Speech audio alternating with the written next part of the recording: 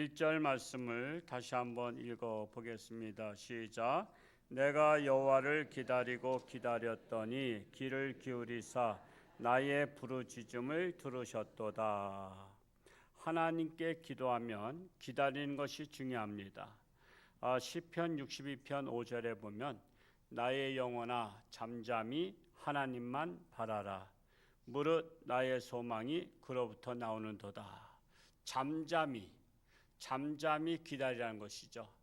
여러분 때로는 기도하면 응답이 없다고 막 그러지만요, 하나님의 계획 속에 있거든요.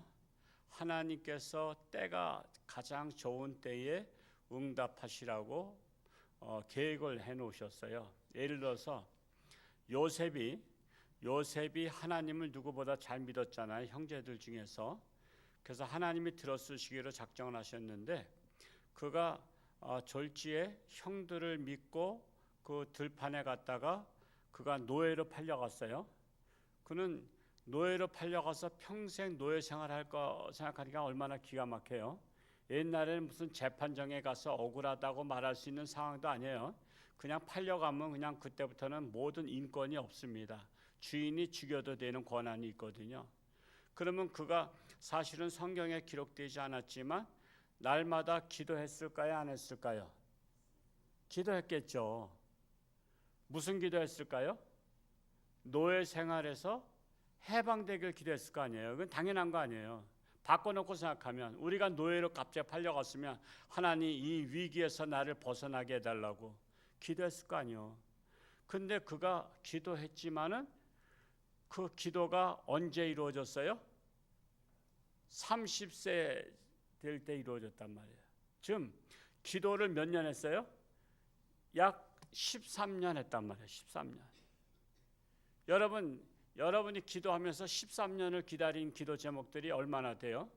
그냥 몇 번 기도하다가 안 되면 그냥 끝내버리죠. 제가 환자들에게 또 힘을 북돋우기 위해서 하여튼 날 때까지 기도할 거야 그러잖아요. 그게 뭐냐면 몇 번 기도하다가 말고 하는 기도가 아니에요. 그냥 날 때까지 꾸준히 할 거예요. 제가 홍천주한교회 담임 목사로 있는 한은 제 사명이거든요. 그래서 저는 날 때까지 제가 기도할 거예요.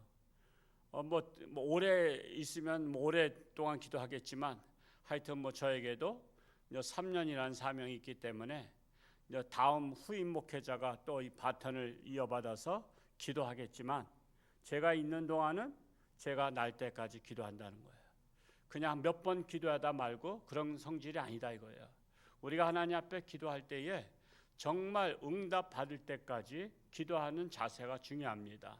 그래서 내가 여호와를 기다리고 기다렸더니, 이게 뭐예요? 기다리고 기다렸다는 것은 오랫동안 기다렸다는 거 아니에요. 오랫동안 기다렸더니 하나님께서 나의 부르짖음을 들으셨도다 말씀하고 있어요. 그래서 기도 응답은 때가 있다는 것입니다. 때를 기다리는 것이 중요합니다. 그래서 큰 그릇과 작은 그릇의 차이가 뭐죠? 큰 그릇은 오랫동안 끓여야, 불을 지펴야 끓어요. 근데 작은 그릇은 금방 호로록 끓었다가 또 금방 호로록 식어버려요. 그러니까 신앙생활도 보면요, 금방 열심히 하는 것 같다가 금방 또 그냥 막 사그라진 사람이 있어요. 그러니까 꾸준한 게 중요합니다. 꾸준히 하는 게 중요해요. 그래서 갑자기 열심히 하는 사람 보면은 저게 언제까지 갈까 하다 보면은 또 얼마 있다가 또 팍 사그라져. 그런 기복 신앙이 되지 말라요. 기복이 그냥 높은 신앙이 되지 말고 그냥 꾸준하게 하는 것이 정상적 신앙이라는 사실입니다. 그래서 큰 그릇이 되길 원한다면 잠잠히 참아 기다리는 것이 중요하다라는 것입니다. 2절 말씀을 읽어보겠습니다. 2절 시작. 나를 기가 막힐 웅덩이와 수렁에서 끌어올리시고 내 발을 반석 위에 두사 내 걸음을 견고하게 하셨도다. 나를 기가 막힐 웅덩이와 수렁에서 끌어올리시고, 그 웅덩이에 빠졌다는 거예요, 안 빠졌다는 거예요? 빠졌다는 거예요. 수렁에 빠졌다는 거예요. 왜 수렁에 빠뜨렸어요? 죽이려고. 이거 다윗의 시거든요. 그러니까 누가 쓴 시인가를 또 봐야 그분의 상황을 이해할 수가 있어요. 그러니까 기가 막힌 웅덩이에 빠졌어. 기가 막힌 웅덩이 뭐예요? 전혀 예상하지 못한 웅덩이에 빠졌다는 거예요. 기가 막힐 수렁에 빠졌어요. 전혀 예상하지 못한 수렁. 마치 뭐와 같으냐면 사냥꾼이 짐승을 잡기 위해서 땅을 파고 그 위에다 나뭇가지를 설치하고 나뭇잎을 덮었어. 그러니까 땅인 줄 알고 짐승이 지나가다가 자신도 모르게 푹 빠져버리니까 올라가려니까 이게 너무 높아서 못 올라가는 거예요. 바로 그런 구덩이를 말해요. 함정을 말해요. 나의 원수들은 내가 잘 되는 것을 좋아할까요? 안 좋아하지 않을까요? 안 좋아하죠, 당연히. 여러분 잘 되는 거 좋아하지 않는 사람은요, 여러분 좋아하지 않는 사람이에요. 여러분 잘 되는 걸 진짜 좋아하고 축하해주고 그런 사람이 진짜 여러분 좋아하는 사람이에요. 그래서 우리는 뭐 마음만 있으면 됐지 뭐 그런데 표현을 잘 할 줄 알아야 돼요. 표현을. 여러분 마음은 뭘로다가 전달이 되죠? 텔레파시로 전달돼요? 그 정도로 여러분이 그렇게 영적 능력이 뛰어나요? 여러분 마음은요 말로 전달돼요. 감사한 마음은 말로 다 감사합니다 그래야 전달이 되는 거예요. 여러분 기분 나쁘면요 나 굉장히 기분이 몹시 상했어 그리고 전달을 해야 상대방이 내가 이렇게 하면 싫어하는구나 하고 이게 알아들어요. 근데 마음에는 있는데 이걸 전달을 안 하니까 그냥 무덤덤한 거야. 무덤덤해요. 아무리 청년이 자매를 좋아해도요 자매를 좋아해도 말로다가 고백하지 않으면 좋아하는 줄 몰라. 그러면 딴 남자가 고백하면 글로 가버리는 거야. 그러면 때는 늦으리야. 그래서 우리가 원수들은요 내가 잘 되는 것을 원하지 않기 때문에 즉 그들은 하여튼 내가 잘 될 때 뭐 축하를 해주지 않죠. 그러니까 여러분 남 잘 될 때는요 정말 내가 당신을 사랑한다는 마음으로 축하를 해주시는 거야. 축하. 그래서 결혼식이 있으면 축하해주고 좋은 일 있으면 축하라도 해주고 문자 메시지라도 남겨주면 아 이분이 나에게 고마워하는구나. 그래 그렇게 해야 돼요. 표현을 해야 되는 것입니다. 근데 표현들을 잘 해야 안 해요. 표현들을 잘 안 해. 특히 강원도 출신들이 표현을 잘 안 해. 오면 오나 보다. 아니 내 식당에 손님이 오면 좋은 거야 안 좋은 거야? 귀찮아하는 것 같아. 아주 귀찮아하는 것 같아. 왜 왔나 하고서 아유 또 저 사람 밥 차려줘야 되겠구나 하고 귀찮아하는 것 같아. 내가 어느 식당에서 그때 들어올 때도 인사도 안 해. 그냥 나갈 때도 인사도 안 해. 뭐 팔을 다듬고 있어 이렇게 앉아서. 그러니까 내가 안녕히 계세요 그랬어요. 그랬더니 멀리서 그래도 답은 하더라고. 네 안녕히 가세요 그랬는데 목소리가 굉장히 먼 데서 불과 한 3m밖에 안 떨어진 데인데 굉장히 먼 데서 난 소리 같아서 얼른 뒤를 쳐다봤더니 나한테 쳐다보지도 않고 이 다듬으면서 안녕히 가세요 그러는 거야. 그 식당 가고 싶어 안 가고 싶어? 그러니까 그런 거예요. 이게 좀 손님이 오면 그냥 시집간 딸 오는 거 반기듯이 좀 반겨맞이하고 좀 그래야 되는데 그래서 강원도 사람들은 장사하면 안 돼. 장사하면 망하는 이유가 그 손님을 소 닭 보듯이 봐서 그런 거예요. 하여튼 표현이 굉장히 중요하다는 걸 말씀드리고 있는 거예요. 그래서 다윗에게는 원수들이 함정을 파고 기다렸지만 누가 도와주셨어요? 하나님이 도와주셨다라는 거예요. 도리어 내 발을 반석 위에 두시고 내 걸음을 견고하게 하셨다라는 거예요. 그러므로 사람을 의지하면 곤욕을 치르는 것을 볼 수 있어요. 곤욕을 치릅니다. 사람을 의지할 건 못 돼요. 항상 경계를 해야 돼. 어느 선에서 벗어나면요 그런 사람은 경계할 줄 알아야 돼요. 경계해야 돼요. 조심해야 돼요. 여수 순천 반란 사건을 제가 읽으면서 같은 학교 학생들이 같은 반 애들이 죽였어요. 손양호 목사님의 그 두 아들을 같은 반 애들이 죽인 거예요. 같은 교실에서 공부하던 애들이 죽였고요. 그것도 돌로 쳐서 죽였어. 돌로 사람을 쳐서 짓이겨서 죽였어. 그리고 같은 동네 사람들이 죽였어. 같은 동네에서 신고해가지고 인민재판 받게 해가지고 그냥 그대로 죽였어. 같은 동네 사람들이 죽이고 또 같은 부대 사람들이 죽였어. 같은 부대 중대장, 대대장 같이 우리 갑시다 하고서는 저기 어디 뭐 반란군 출동하러 가는데, 근데 앞에는 올바른 사람이 앉아 있었는데 뒤에는 그 반란군에 가담한 사람이 뒤에서 그냥 앞에 앞만 보고 가고 있으니까 뒤에서 총을 땅 쏘는 거야. 그러니까 저쪽 공격 앞으로 해서 앞에서 이렇게 적을 위해서 조준하고 있는데 뒤에서 등에서 쏘는 거야.